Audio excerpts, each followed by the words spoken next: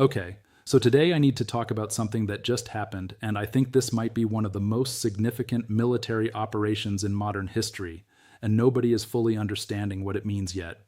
The United States military just rescued two F-15 pilots from deep inside Iranian territory. Let me repeat that. American special forces went into Iran, extracted two downed pilots, and brought them back safely. And the entire world is asking the same question. How did they do it? And more importantly, why did Iran let them do it? So here's what we know so far. Approximately 18 hours ago, an American F-15E Strike Eagle was hit over Iranian airspace. Reports say it was either a surface-to-air missile or possibly even an air-to-air engagement with an Iranian fighter jet. The F-15 went down approximately 180 kilometers inside Iranian territory, somewhere in the Zagros mountain region. That's not near the border. That's deep inside Iran. The two crew members, a pilot and a weapons systems officer, ejected successfully and landed in extremely hostile territory.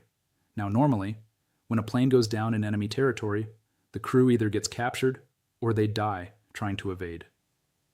Do you remember what happened to the American RQ-170 drone in 2011? Iran captured it intact and reverse-engineered the technology.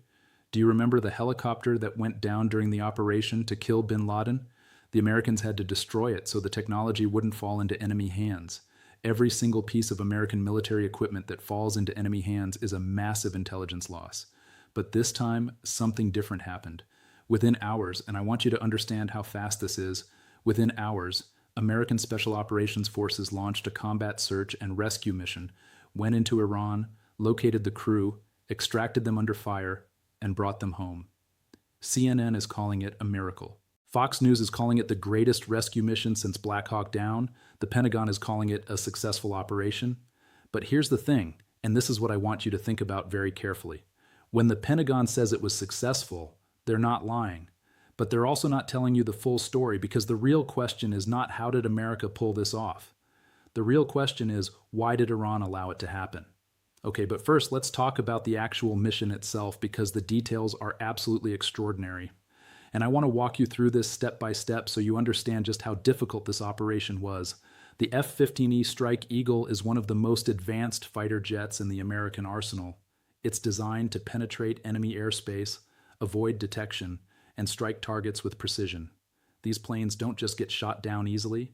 They have electronic warfare systems, they have countermeasures, they can outmaneuver most missiles. So for Iran to successfully shoot one down tells you two things.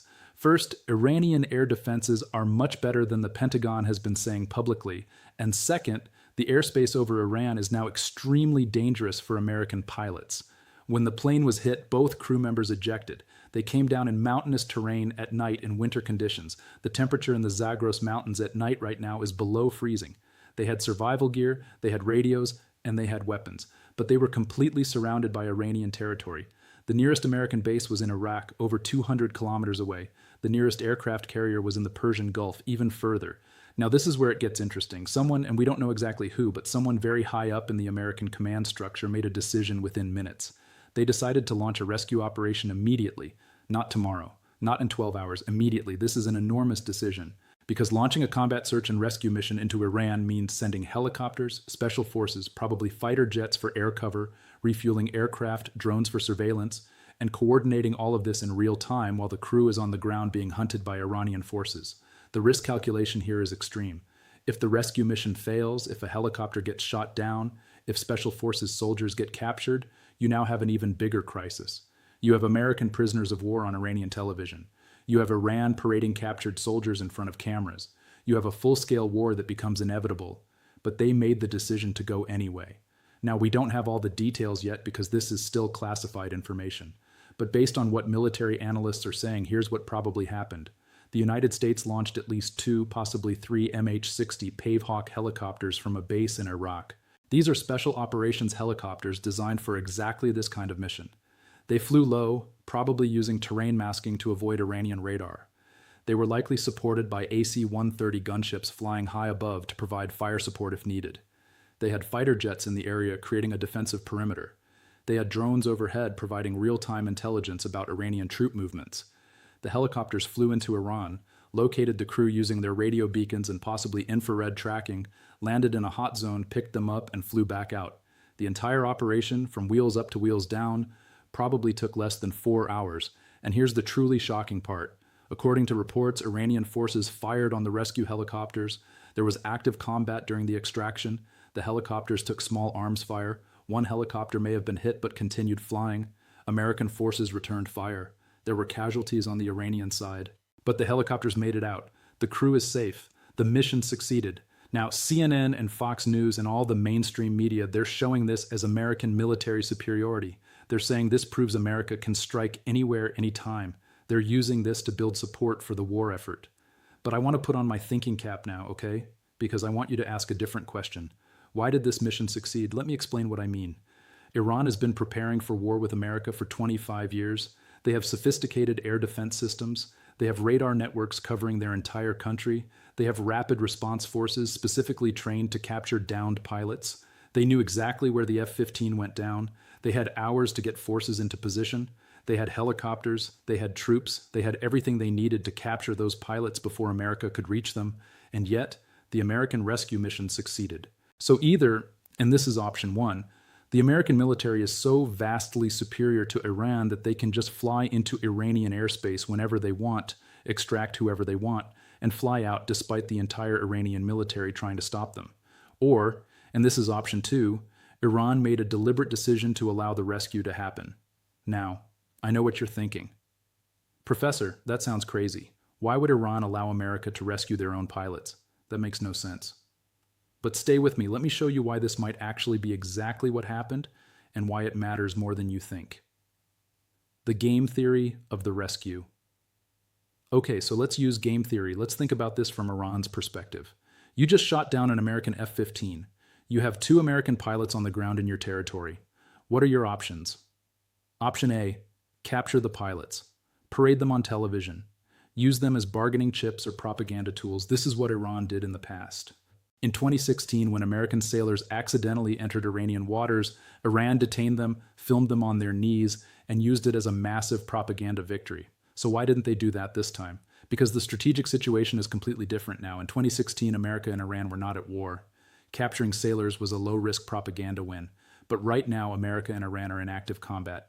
And if Iran captures American pilots right now, here's what happens. First, those pilots become human shields that Iran has to protect. America will do everything possible to get them back. That means special operations raids. That means bombing the facilities where they're held. That means Iran has to dedicate military resources to guarding prisoners instead of fighting the war. Second, captured American pilots on television creates massive political pressure in the United States for escalation. Remember what happened when ISIS captured James Foley and other Americans? The public outrage forced Obama to massively expand operations against ISIS. If Iran puts American pilots on TV right now, every member of Congress, every media outlet, every American citizen demands that Trump hit Iran even harder. Third, and this is the key point, capturing the pilots gives Trump the emotional narrative he needs to justify a ground invasion. Right now, Trump is struggling to maintain public support for this war. The polls show Americans are divided. But if Iran has American prisoners, if there's video of them being mistreated, if they're being used as propaganda, suddenly Trump has his casus belli. He has his justification. We need to invade Iran to rescue our boys. So from Iran's perspective, letting the pilots be rescued might actually be the smart strategic move. Option B, kill the pilots, hunt them down, and eliminate them before rescue arrives. This is what some countries might do. Dead pilots can't be rescued, but this has the same problem as capturing them. It creates enormous political pressure for American escalation. It gives Trump exactly what he wants, a reason to mobilize the American public for total war. Option C, allow the rescue to happen. You shoot at the helicopters enough to make it look like you tried to stop them, but you don't actually commit your full capabilities. You let the Americans extract their people and leave. What does this accomplish for Iran? First, it avoids the escalation trap. The pilots go home. Their families are happy. There's no emotional story driving American war fever. Second, it demonstrates Iranian capability. You shot down an F-15. That's the important message. You proved American aircraft are vulnerable. The rescue mission doesn't change that fact. American pilots now know they can be shot down over Iran, and that fear affects every mission going forward. Third, and this is brilliant if it's true, it makes America invest resources in defensive operations. Every combat search and rescue mission requires massive assets: helicopters, special forces, air cover, intelligence. All of that is resources not being used for offensive operations. If America has to dedicate assets to protecting and rescuing downed pilots, that's less assets available for striking Iranian targets. Fourth, it creates a precedent. If America knows Iran will allow rescue missions, American pilots might be more willing to fly dangerous missions because they know if they get shot down, there's a chance they'll be rescued. And that means more American planes in Iranian airspace. And that means more opportunities for Iran to shoot them down. Do you see the paradox? By allowing the rescue, Iran might actually be setting a trap for more shootdowns in the future.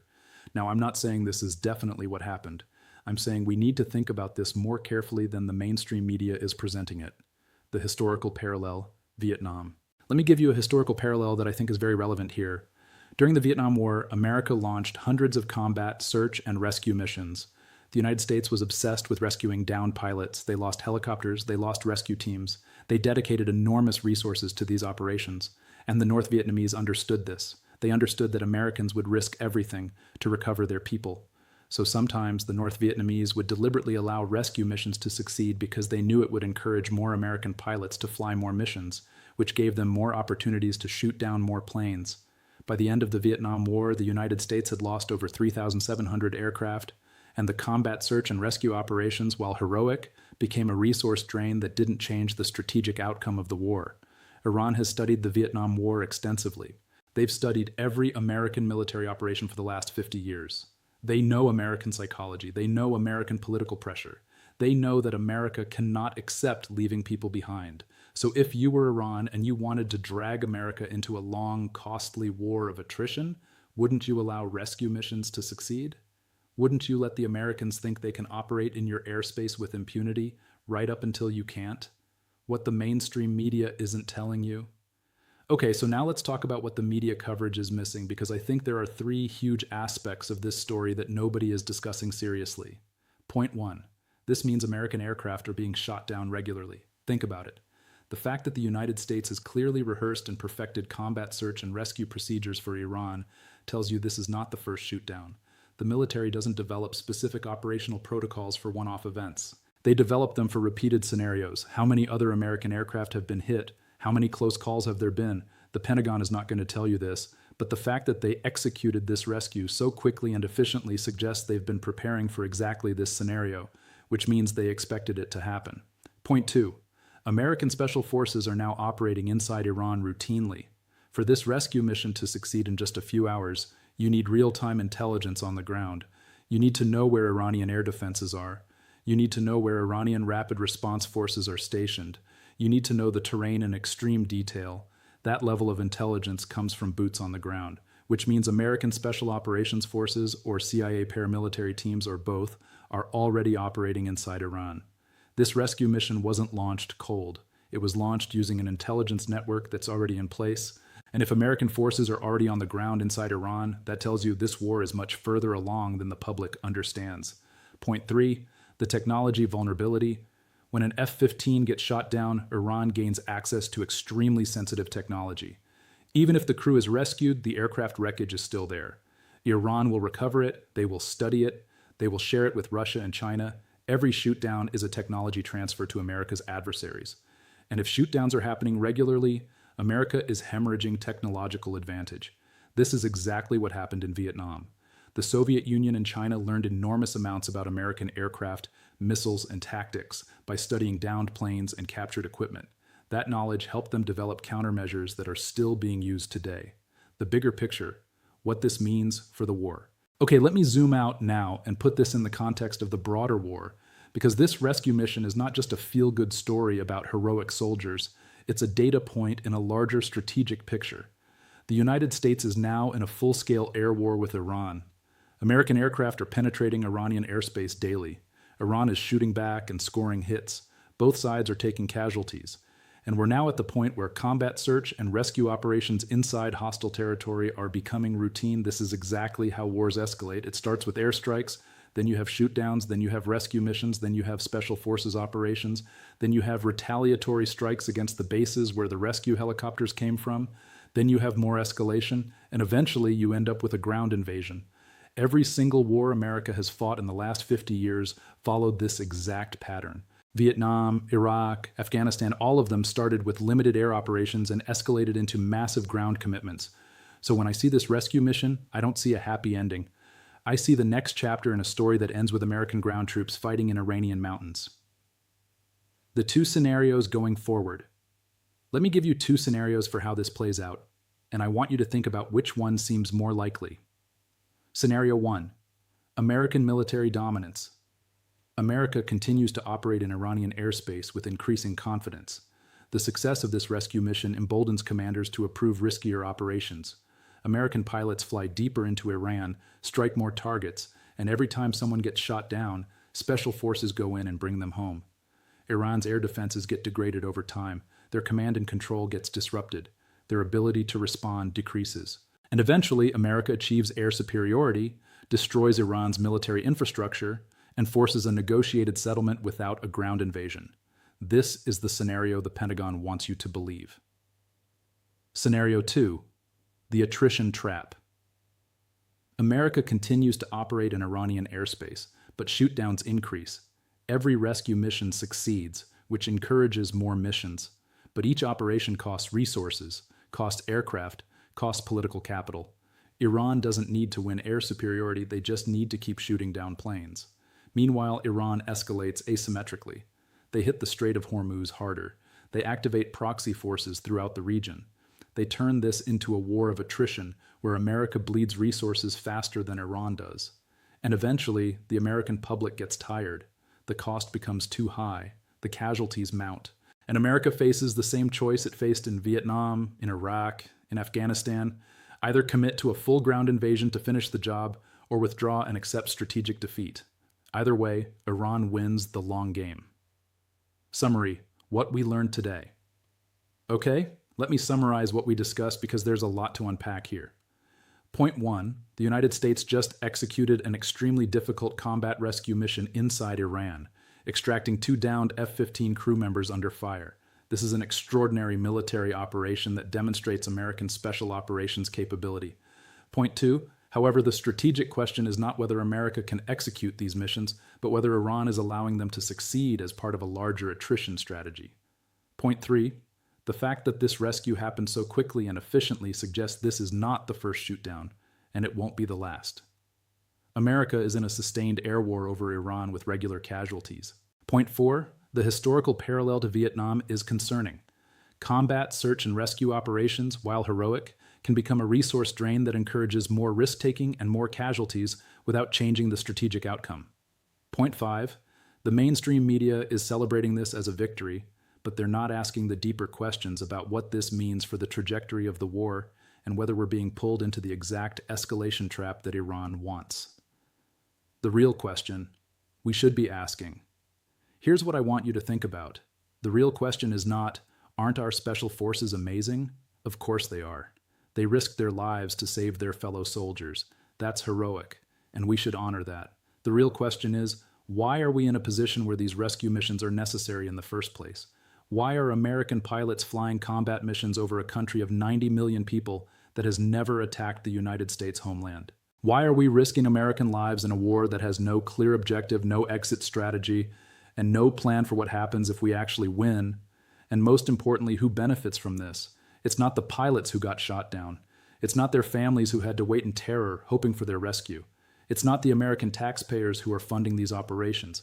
It's not the Iranian civilians who are living under bombardment. The people who benefit are defense contractors who sell the missiles, the helicopters, the replacement aircraft. The people who benefit are politicians who use military operations to distract from domestic problems. The people who benefit are geopolitical strategists playing games with other people's lives. As always, the heroes are the ordinary people in uniform who follow orders and risk everything. And as always, the villains are the people in comfortable offices who send them into danger without thinking about the long-term consequences. This rescue mission will be celebrated as a success, and militarily it was. But strategically it might be exactly what Iran wanted. It might be one more step toward a larger conflict that America cannot win and cannot afford, but also cannot escape. So that's my analysis for today. I'm not telling you what to think. I'm not saying I have all the answers. What I'm saying is that we need to look beyond the headlines. We need to ask deeper questions. We need to understand the game that's being played, because right now, everyone is celebrating the rescue. But nobody is asking why we're in a position where American crews are being shot down over Iran in the first place. And that question, my friends, is the most important one of all. This is not prophecy. This is not conspiracy theory. This is strategic analysis based on historical patterns, game theory, and asking the questions that the mainstream media refuses to ask. Look at the evidence yourself. Think critically. Question everything. And most importantly, ask yourself who benefits from this war and who pays the price.